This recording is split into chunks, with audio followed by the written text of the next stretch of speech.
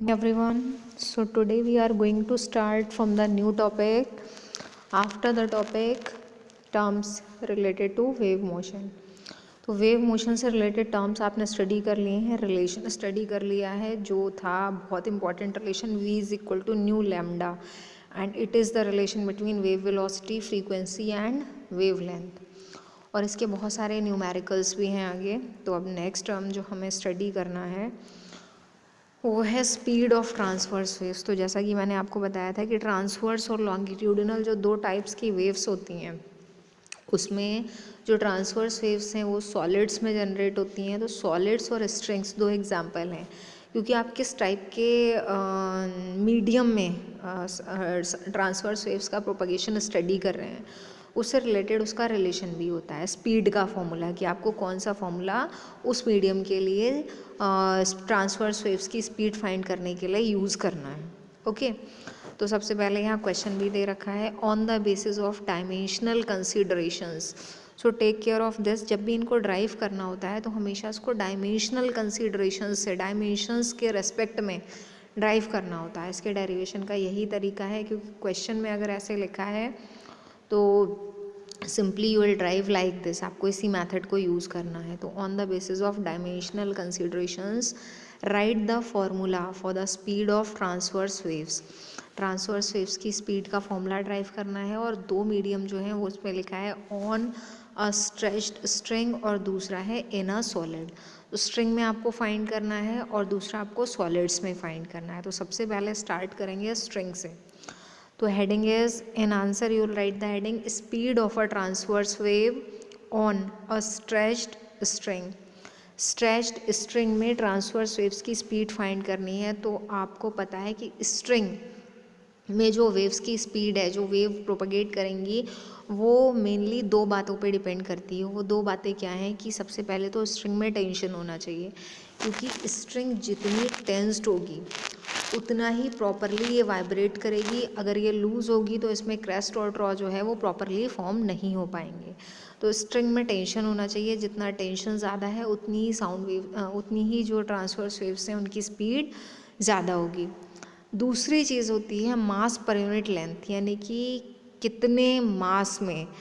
पर unit length का मतलब टोटल मास नहीं, mass per unit length, particular unit length पर में जितना मास है उसके अकॉर्डिंग भी साउंड वेव्स की स्पीड डिसाइडेड होती है। तो आपको पता है कि बहुत हैवी अगर स्ट्रिंग है तो वो कम वाइब्रेट करेगी। जो लाइटर मास है, जिसका मास कम है, वो ज़्यादा प्रॉपरली वाइब्रेट कर सकती है और उसमें ज़्यादा ऑसिलेशंस होंगे। तो इन दो बातों पर डिपेंड करती है speed, tension and mass per unit length. Okay, तो जब आप इसको ड्राइव करेंगे तो आप स्टार्ट करेंगे, थोड़ा इसको एक थ्योरी में एक्सप्लेन करना होगा आपको। तो the wave velocity through a medium depends on inertial and elastic properties. तो इसको आप चाहें तो स्किप कर सकते हैं, यहाँ पर ये लाइन छोड़ दीजिएगा। Speed of transverse wave through a stretched string is determined by two factors. ये लाइन आपको लिखनी है, दो फैक्टर्स पे डिपेंड करती है। और उसके बाद आप पॉइंट 1 लिखेंगे tension in the string. Okay, आप इसको एक्सप्लेन ना करें तो बेटर होगा। टेंशन इन द स्ट्रिंग जो है इट इज़ सफिशिएंट। तो टेंशन ऑफ द स्ट्रिंग, तो आपको क्योंकि डायमेंशनल वे में ड्राइव करना है तो आपको जो टेंशन है उसकी डायमेंशंस, उसका डायमेंशनल फार्मूला नोट करना होगा। तो टेंशन क्योंकि फोर्स के इक्विवेलेंट है तो टेंशन का भी डायमेंशनल फार्मूला वही होगा जो फोर्स का होता है, मीन्स mlt-2। ओके, तो यहाँ आपने लिखा है mlt-2। दूसरा आपको सेकेंड फैक्टर लिखना है mass per unit length of the string, बस इतना लिखेंगे। और मास पर यूनिट लेंथ का डायमेंशनल फार्मूला क्या होगा, तो आपको पता है mass per unit length means mass upon length, और इसकी डायमेंशंस पुट करेंगे तो ml-1।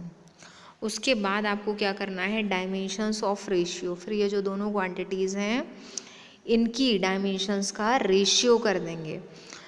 तो आपको तरीका यही यूज़ करना है। इसको बहुत अच्छी तरह से आप देख लें कि जब आप ड्राइव करें तो आपको इसी तरह से करना है, क्योंकि आगे जितने भी चाहे वो सॉलिड में आपको ड्राइव करना हो या लॉन्गिट्यूडिनल वेव्स की स्पीड आपको ड्राइव करनी हो, आप इसी मेथड से ड्राइव करेंगे। हमेशा दो ही फैक्टर्स पे डिपेंड करती है ये स्पीड। जैसे यहाँ टेंशन और मास है, तो पहले आपने उन दोनों की अलग अलग डायमेंशंस लिख ली हैं, उसके बाद उन डायमेंशंस को डिवाइड कर दिया है, रेशियो कर लिया है। तो आपने इधर लिखा है डायमेंशंस ऑफ रेशियो T/m। इस साइड भी डिवाइड कर दिया है डायमेंशंस में MLT-2/ml-1। तो जब आपने डिवाइड कर दिया तो रिजल्टेंट आपके पास जो डायमेंशंस हैं वो है L2T-2। अब जो आप ये देख रहे हैं L2T-2, तो ये जो डायमेंशंस हैं ये किस क्वांटिटी की डायमेंशंस के इक्विवेलेंट है। तो आपको पता है कि एक्चुअली ये डायमेंशंस तो किसी भी क्वांटिटी की नहीं है, लेकिन अगर इसकी पावर 1 होती मीन्स L1 और T-1 LT-1, तो ये डायमेंशनल फार्मूला किसका होता, स्पीड का, वेलोसिटी का।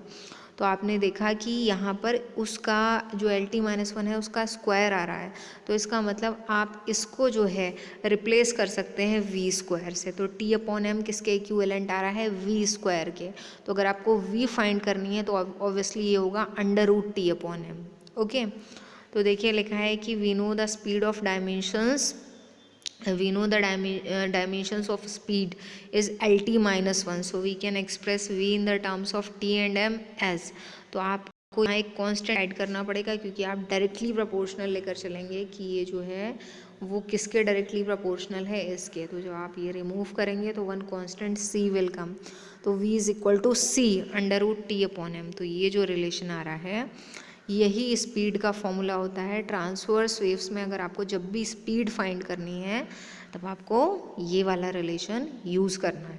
ओके, तो ये आपका रिलेशन था। उसके बाद जो है वो आप रख सकते हैं कांस्टेंट की वैल्यू 1, कांस्टेंट को आपने 1 पुट कर दिया है तो आपके पास ये रिलेशन आ जाता है v is equal to √T/m। Okay, तो ये आपको यूज़ करना है। अब नेक्स्ट आपको जो है किसमें फाइंड करनी है ट्रांसवर्स वेव्स की स्पीड, सॉलिड्स में। क्लियर?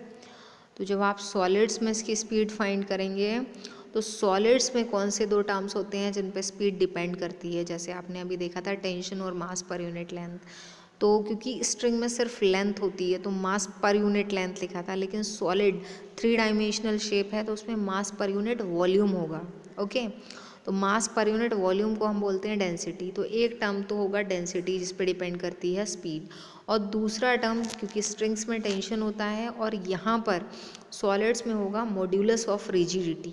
ये आपको याद रखना है, क्योंकि सॉलिड्स जो हैं वो हार्ड होते हैं, रिजिड होते हैं, तो मॉड्यूलस ऑफ रिजिडिटी से डिटरमाइन होगा कि उसमें कितनी वेव्स जनरेट हो सकती हैं। तो जैसे आपने पहले किया था वैसे ही आप लिखेंगे कि speed here depends on the 2 factors, एक है मॉड्यूलस ऑफ रिजिडिटी और दूसरा है मास पर यूनिट वॉल्यूम यानी कि डेंसिटी। तो सबसे पहले आपने दोनों को अलग अलग चाहे तो डायमेंशंस लिख लें या फिर चाहे तो डायरेक्ट कंबाइंड फॉर्म में डायमेंशनल फार्मूला रेशियो में लिखना है। तो डायमेंशंस ऑफ रेशियो आपने लिखा है η/ρ। तो ईटा की डायमेंशंस, अब यहाँ पर डायमेंशंस का यूज़ है तो आपको डायमेंशनल फार्मूला जो है वो पता होना चाहिए जिससे आप ड्राइव कर सकें। तो डायमेंशनल फार्मूला ईटा का क्या होगा, ML-1 T-2, और नीचे आपने लिखा डेंसिटी का डायमेंशनल फार्मूला वो हो जाएगा ML-3। अब जब भी आप सॉल्व करेंगे आंसर में, क्योंकि पता है आपको v का ही फार्मूला बनना है, और जैसे पहले आया था यहाँ भी v² आ रहा है L² T-2, यानी कि किसका स्क्वायर है, ये v का डायमेंशनल फार्मूला उसका स्क्वायर है। फिर से आपने क्या किया, इसको जो है कांस्टेंट के साथ में लिखा c√η/ρ, और उसके बाद आपने कांस्टेंट की वैल्यू जब 1 पुट की तो v इज इक्वल टू √η/ρ। फॉर्मूले आपको याद रखना है सेपरेटली ताकि कहीं भी यूज़ हो तो आप उसको लिख सकें। ये था v is equal to √T/m, ये आता है v इज इक्वल टू √η/ρ। अगर आप थोड़ा सा भी इसका बेसिक कॉन्सेप्ट पढ़ लेते हैं तो आपको ये याद रहेगा आगे हमेशा कि टेंशन स्ट्रिंग में होता है, मास पर यूनिट लेंथ होती है। जब आप सॉलिड्स पर आएंगे तो आपको याद आने लगेगा कि सॉलिड्स में रिजिडनेस की वजह से मॉड्यूलस ऑफ रिजिडिटी होता है और मास पर यूनिट वॉल्यूम यानी कि डेंसिटी होती है। तो ट्रांसवर्स वेव्स क्योंकि इन्हीं दो चीज़ों में जनरेट होती हैं तो बस यही दो मीडियम लिखने हैं, लेकिन लॉन्गिट्यूडिनल वेव्स जो होती हैं उनको आपको किस में फाइंड करना है तो पता है मोस्टली ये फ्लूइड्स में होती है और यूज़ भी इनका फ्लूइड्स में ही होगा। उसमें लिखा है कि right the expression for the speed of longitudinal waves, तो एक तो आपको फ्लूइड्स में इसका मतलब लिक्विड्स और गैसेस में फाइंड करना है, सॉलिड में भी रिलेशन है और लॉन्ग सॉलिड रॉड में भी, लेकिन ये जो दो हैं इनका बस डायरेक्ट फॉर्मूला है, इनका कोई डेरिवेशन नहीं है और इनका यूज़ भी नहीं है आगे, बस फार्मूला है। तो हो सकता है बाई चांस फार्मूला पूछा जाए, अदरवाइज़ इनका कोई यूज़ नहीं है। आपको फोकस फ्लूइड्स पर ही करना है, लिक्विड और गैसेस। तो सबसे पहले फ्लूइड्स से ही हमें स्टार्ट भी करना है और जैसा तरीका अभी तक हमने यूज़ किया था वही मेथड हम यूज़ करेंगे फाइंड करने के लिए।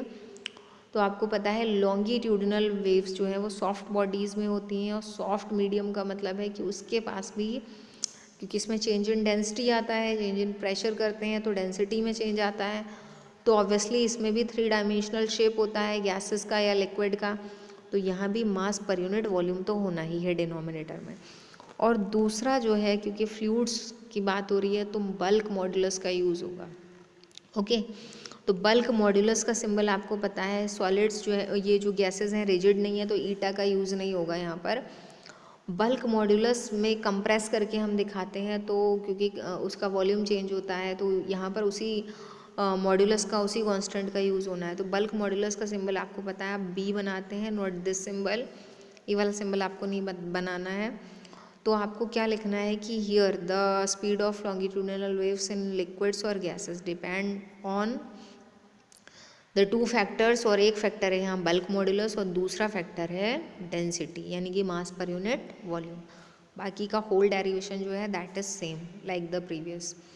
तो आप थ्योरी जो लिखेंगे इन लॉन्गिट्यूडिनल वेव्स, तो इसको आपको बहुत ज़्यादा एक्सप्लेन नहीं करना है, बस आप डायरेक्ट फैक्टर से ही स्टार्ट करेंगे। तो कट दिस होल, और आपको यहाँ से लिखना है कि the speed of longitudinal wave through a fluid is determined by 2 factors. सबसे पहले आप लिखेंगे bulk modulus of the fluid और दूसरा लिखेंगे डेंसिटी ऑफ द फ्लूइड, और फिर आप करेंगे डायमेंशंस ऑफ द रेशियो। तो बल्क मॉड्यूलस हो या मॉड्यूलस ऑफ रिजिडिटी हो, सबका डायमेंशनल फॉर्मूला क्या होता है, सेम। तो डायमेंशनल फॉर्मूला फिर से वही आ जाता है, ml-1 T-2 अपॉन डेंसिटी का फॉर्मूला भी सेम है ml-3, तो क्योंकि यहाँ तो दोनों रिलेशंस ही सेम है जो पीछे यूज़ हुए थे, तो फिर से लास्ट में ये किसके इक्वल आएगा, स्पीड के। तो ये स्पीड का स्क्वायर हो जाना है और फिर लास्ट में आ जाएगा v is equal to c/b/ρ। तो ये जो डेरिवेशंस मैं आपको करा रही हूँ बहुत ईजी हैं। ये डेरिवेशंस एग्ज़ाम में डायरेक्ट बहुत कम पूछे जाते हैं, लेकिन इनके फार्मूलों का बहुत ज़्यादा यूज़ होता है। और इवन ये जो फार्मूला आप ड्राइव करके लाए हैं ना, ये फार्मूला है बेस नेक्स्ट टॉपिक के लिए। नेक्स्ट टॉपिक में आप न्यूटन्स फार्मूला ड्राइव करेंगे। न्यूटन ने एक फार्मूला बनाया था speed of sound in gas, gas के अंदर साउंड की स्पीड फाइंड करने के लिए एक फार्मूला था न्यूटन का, और वो फार्मूले में एक और साइंटिस्ट थे लाप्लास, उन्होंने करेक्शन किया था। तो उसके लिए बेस यहाँ से आएगा। मेन फार्मूला आपको पता होना चाहिए, तभी आप आगे का फार्मूला ड्राइव कर पाएंगे। ओके, तो देखिए ये फार्मूला याद रखना है आपको। फिर कांस्टेंट की वैल्यू पता है, आप क्या कर देते हैं लास्ट में 1, तो मेन जो आपका जो रिलेशन है वो आ जाएगा v is equal to √b/ρ। उसके बाद क्या होता है कि ये और ये जो, जैसा मैंने आपको कहा कि ये किस पर्पज़ से हैं, ये बहुत कम आते हैं, बहुत रेयरली आते हैं। आप चाहें तो उनको याद रख सकते हैं कि इनका ये फॉर्मूला होता है। तो सॉलिड में क्या स्पीड होती है लॉन्गिट्यूडिनल वेव्स की, तो इसके लिए formula v is equal to √। तो सॉलिड्स जो हैं, क्योंकि उसमें आप लॉन्गिट्यूडिनल वेव्स का मोशन मान रहे हैं, तो बल्क मॉड्यूलस तो होगा ही, और साथ में मॉड्यूलस ऑफ रिजिडिटी का भी यूज़ होगा। तो b+4/3 ईटा कैसे ड्राइव हुआ है ये आपको नहीं देखना है, डायरेक्ट फॉर्मूला याद रखना है, b+4/3 ईटा अपॉन रो। ये फार्मूला सॉलिड्स के लिए होता है, और नीचे जो फार्मूला है वो है सॉलिड रॉड के लिए। तो सॉलिड रॉड में जो फार्मूला है मैं यहाँ लिख दे रही हूँ। सॉलिड रॉड में आपको यंग्स मॉडुलस का यूज़ करना है y/ρ। तो density per unit mass per unit volume यानी कि डेंसिटी है, और दूसरा यूज़ हो रहा है यहाँ पर यंग्स मॉडुलस का। ओके, तो आपको इतना करना है। फिर नेक्स्ट टर्न से हम स्टार्ट करने जा रहे हैं नेक्स्ट टॉपिक, जो है speed of sound in a gas, और its name is Newton's formula, और या फिर इस टाइप से आता है Newton's formula and Laplace correction. तो उसके लिए सबसे पहले एक क्वेश्चन होगा, question I will give you. तो आज का जो टॉपिक है वो यहाँ तक फिनिश हो गया है। Okay, thank you.